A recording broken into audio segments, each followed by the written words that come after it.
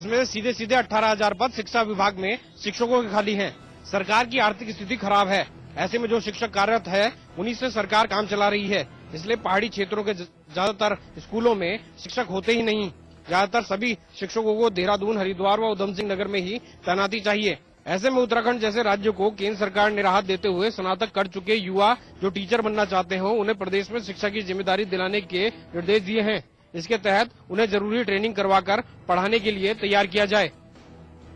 उत्तराखंड में पहले ही इस तरीके की व्यवस्था शिक्षा बंधु और शिक्षा मित्र के रूप में शामिल है, जिनकी आए दिन हड़ताल होती रहती है। लेकिन पहली बार केंद्र सरकार ने राज्यों को इस तरीके की भर्ती करने के निर्देश दिए हैं। साफ है, इन स्नातक शिक्षकों की भर्ती का पूरा खर्च केंद्र सरकार उठाने को तैयार है। ऐसे में मंगलवार को दिल्ली में उत्तराखंड के शिक्षा महकमे की केंद्र सरकार के साथ वार्ता है। प्रदेश के शिक्षा मंत्री के अनुसार सरकार इस मामले में गंभीर है और जल्द ही इसको लेकर फैसला हो जाएगा। प्रोजेक्ट टाइगर रिजर्व के 40 साल पूरा होने पर आज उत्तराखंड के मुख्यमंत्री विजय बहुगुणा ने कई घोषणाएं की। इस दौरान मुख्यमंत्री विजय बहुगुणा ने राजाजी नेशनल पार्क को प्रोजेक्ट टाइगर रिजर्व के प्रस्ताव भेजने की बात कही। कॉर्बेट नेशनल पार्क में सोमवार को प्रोजेक्ट टाइगर रिजर्व की 40वीं वर्षगांठ मनाई गई, जिसमें उत्तराखंड के सीएम विजय बहुगुणा ने भी शिरकत की। मुख्यमंत्री ने बाघों के संरक्षण और पार्क की सुरक्षा को लेकर वन विभाग के उच्च अधिकारियों, वन्यजीव प्रेमियों और विशेषज्ञों के साथ एक बैठक की। हम आपको बता दें कि कॉर्बेट नेशनल पार्क को बाघों के संरक्षण के लिए 40 साल पहले प्रोजेक्ट कॉर्बेट टाइगर रिजर्व के नाम से घोषित कर दिया गया था। प्रोजेक्ट की 40वीं वर्षगांठ के मौके पर कई हस्तियां भी मौजूद थी। बॉलीवुड अभिनेता इरफान खान और टॉम ऑल्टर तो कल से ही रामनगर में डटे हुए थे। आइसलैंड के राष्ट्रपति आज अपने 3 दिवसीय दौरे पर राजधानी देहरादून पहुंचे। 11:15 बजे जॉलीग्रांट हवाई अड्डे से उन्हें सड़क मार्ग से प्रोटोकॉल के साथ उत्तराखंड पुलिस के वरिष्ठ अधिकारियों की मौजूदगी में लाया गया, जहां उन्हें सलामी के बाद देहरादून के पुलिस अधिकारियों के साथ एक स्वागत कार्यक्रम में उन्होंने भाग लिया। चौथी अंतर्राष्ट्रीय थर्ड पोल एनवायरनमेंट वर्कशॉप देहरादून में शुरू हो गई है, जिसके उद्घाटन के मौके पर आइसलैंड के राष्ट्रपति ओलाफुर रैग्नर ग्रिमसन और केंद्रीय विज्ञान एवं तकनीकी मंत्री एस जयपाल रेड्डी मौजूद रहे। उत्तराखंड में पहली बार आयोजित हुई इस 3 दिवसीय वर्कशॉप में दुनिया भर के 40 से ज्यादा वैज्ञानिक और विशेषज्ञ शिरकत कर रहे हैं, जो पर्यावरणीय परिवर्तन और इनके वैश्विक प्रभाव पर विचार विमर्श करेंगे। गौरतलब है कि थर्ड पोल एनवायरनमेंट यूनेस्को का अग्रणी कार्यक्रम है, जिसमें उच्च पर्वत श्रृंखलाओं वाले भारत, नेपाल, अफगानिस्तान, पाकिस्तान, तिब्बत, बांग्लादेश सरीखे देश आते हैं। आपको बता दें कि थर्ड वर्ल्ड के क्षेत्रफल करीब 1 लाख वर्ग किलोमीटर, ग्लेशियर, 1000 झीलें और 10 से अधिक बड़ी नदियां आती हैं, जो न सिर्फ विश्व की 5वीं बड़ी आबादी का पोषण करती हैं, बल्कि स्थानीय और वैश्विक सामाजिक आर्थिक तंत्र को प्रभावित करती हैं। यही वजह है कि अंतर्राष्ट्रीय पटल पर हो रहे जलवायु परिवर्तन के मद्देनजर यह क्षेत्र अहम हो गया है। आइसलैंड के राष्ट्रपति ग्रिमसन की सुरक्षा के लिए देहरादून पुलिस के अलावा अन्य जिलों की पुलिस को भी बुलाया गया है। भारतीय वायुसेना के 2 विमानों ने पिछले साल की तरह इस साल भी चिन्यालीसौड़ हवाई पट्टी पर लैंडिंग और उड़ान का अभ्यास शुरू कर दिया है। पिछले वर्ष से यहां सेना की गतिविधियां बढ़ने पर चीनी सीमा से लगे उत्तरकाशी जिले की इस हवाई पट्टी को सेना का एयरबेस बनाने की संभावना जताई जा रही थी। सेना के अधिकारियों की मौजूदगी में 2 विमानों ने यहाँ लैंडिंग और उड़ान का अभ्यास किया। इस दौरान किसी को भी हवाई पट्टी के आसपास तक नहीं फटकने दिया गया। पिछले वर्ष भी सेना ने यहाँ 1 हफ्ते तक अभ्यास किया था। माना जा रहा है कि चीन की सामरिक तैयारियों के जवाब में इस हवाई पट्टी को सेना का एयरबेस बनाने की तैयारियां हैं। हर्षिल में तैनात 5 गढ़वाल राइफल के अधिकारियों का कहना है कि यह सामान्य अभ्यास है।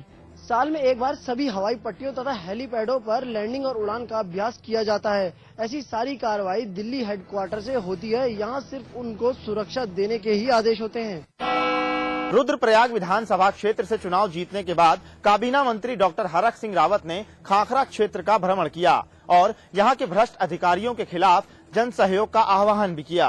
कृषि मंत्री एवं क्षेत्रीय विधायक डॉक्टर हरक सिंह रावत ने चुनाव जीतने के बाद पहली बार खाखरा क्षेत्र पहुंचकर जन समस्याओं को सुना। उन्होंने विभिन्न क्षेत्रों का भ्रमण कर ग्रामीणों को हर संभव मदद का भरोसा दिलाया।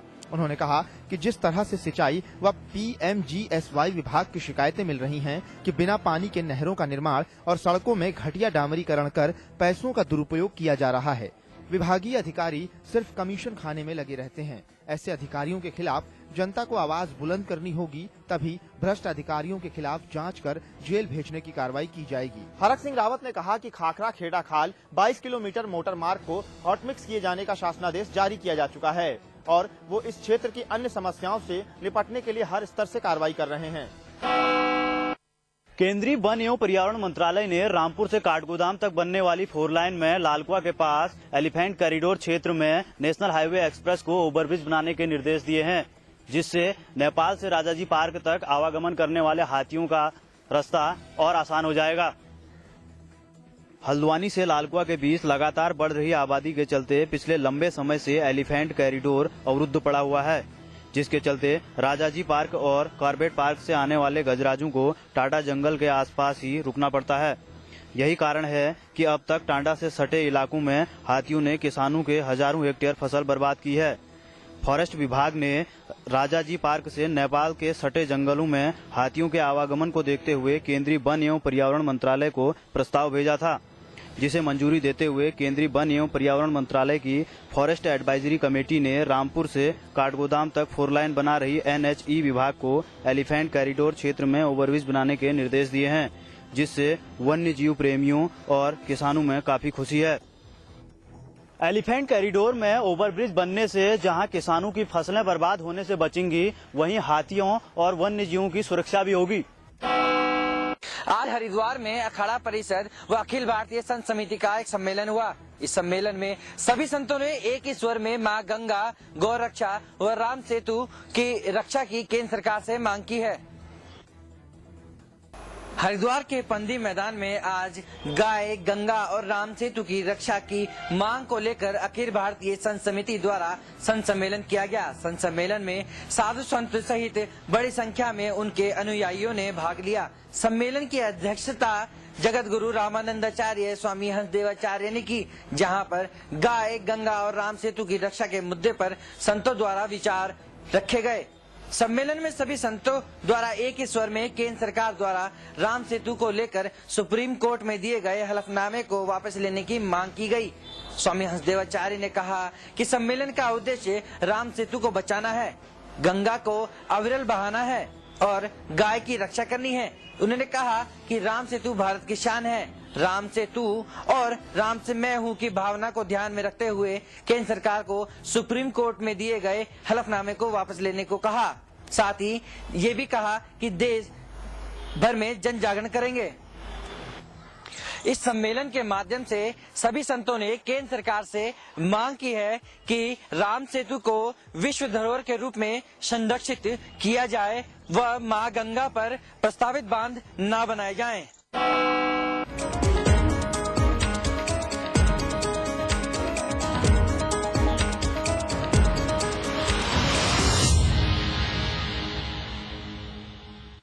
रजनीगंधा का कोई मुकाबला नहीं। इसमें है बहुमूल्य प्राकृतिक रुख केवड़ा, पवित्र शीतल चंदन तेल, अव्वल दर्जे का गुणकारी कत्था, खास खुशबू वाली इलायची, उम्दा क्वालिटी वाली जायकेदार सुपारी। रजनीगंधा का कोई मुकाबला नहीं। हम रजनीगंधा खाने वाले हैरी गैरी चीजों को मुंह नहीं लगाते। इसमें तंबाकू बिल्कुल नहीं, इसीलिए तो मैं भी खाती हूँ।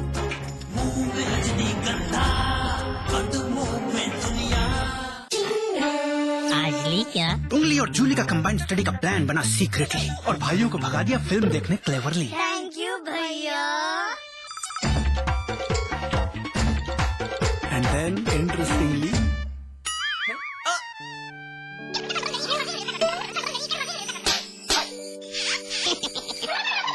Jully refreshing mini gums. आज ली क्या?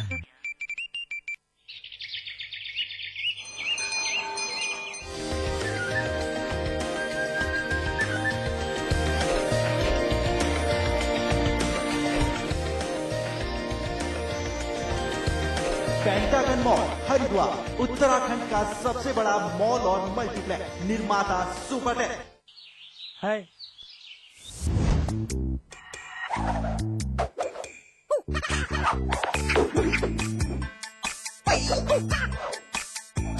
कितनी भी कोशिश कर लो, पानी तो इंटरेस्टिंग नहीं हो सकता। पानी? कैच पियोज। सादा पानी मत पिलाओ, जरा कैच पियोज तो मिलाओ। आम पन्ना, नींबू पानी, जलजीरा और बहुत सारे मजेदार फ्लेवर्स में।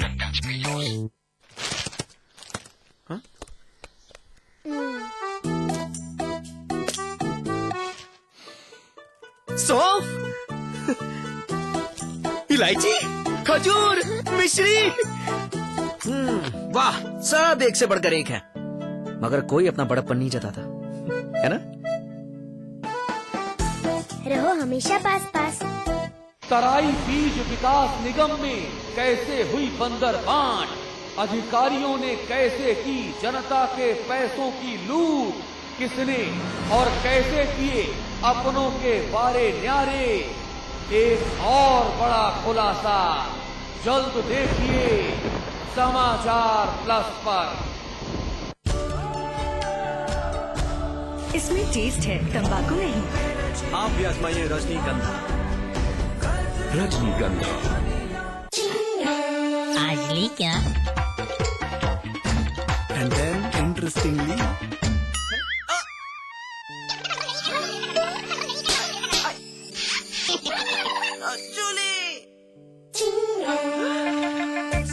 Refreshing mini gum. आज ली क्या?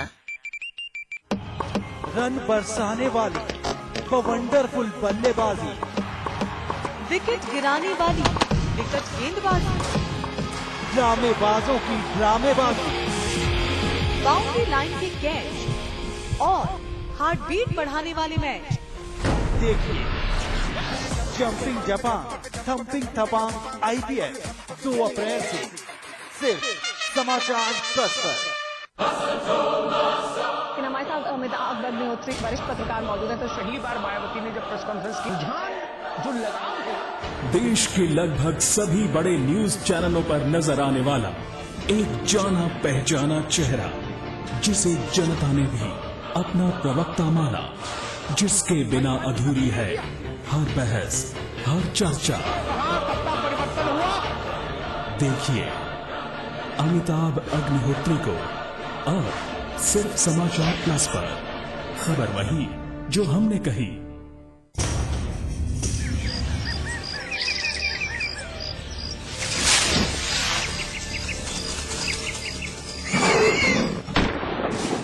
जंगल का शिकारी आज खुद शिकार हो रहा है।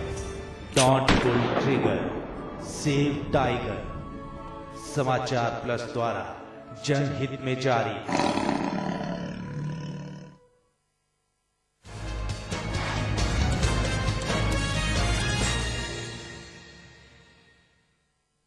स्वागत है आप सभी का फाइनल रिपोर्ट के इस बुलेटिन में। आपके साथ मैं हूं नितिशा बंसल। सबसे पहले एक नजर इस वक्त की हेडलाइंस पर।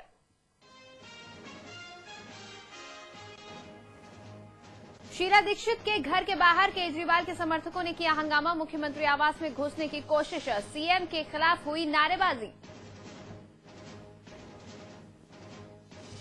दिल्ली के अरबपति बीएसपी नेता दीपक भारद्वाज मर्डर केस में मुख्य आरोपी पुरुषोत्तम गिरफ्तार, दूसरे आरोपी सुनील ने किया सरेंडर, सुपारी देने वाले का पता नहीं।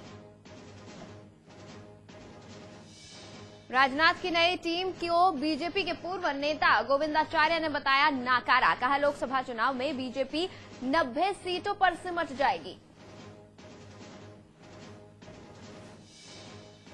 बीएसपी प्रदेश अध्यक्ष राम अचल राजभर के खिलाफ मुख्यमंत्री ने दिए विजिलेंस जांच के आदेश, लोकायुक्त ने की थी जांच की सिफारिश, आय से अधिक संपत्ति और पद के दुरुपयोग का आरोप।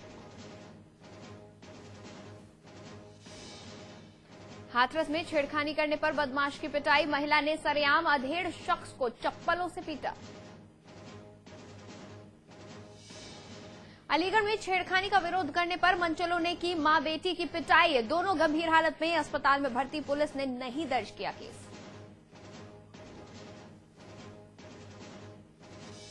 समाचार प्लस की खबर का बड़ा असर, केसर मिल जमीन घोटाले में सरकार ने दिए जांच के आदेश, समाचार प्लस ने प्रमुखता से दिखाई थी खबर।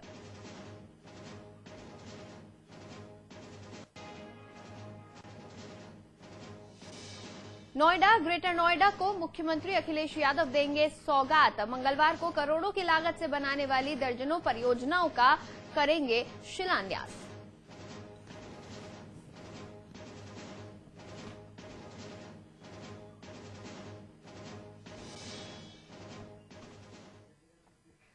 और सुर्खियों के बाद अब खबरें विस्तार से। कमर तोड़ महंगाई के बीच सोमवार को थोड़ी राहत की खबर आई। इंडियन ऑयल कॉरपोरेशन ने पेट्रोल के दाम 85 पैसे प्रति लीटर घटाए हैं।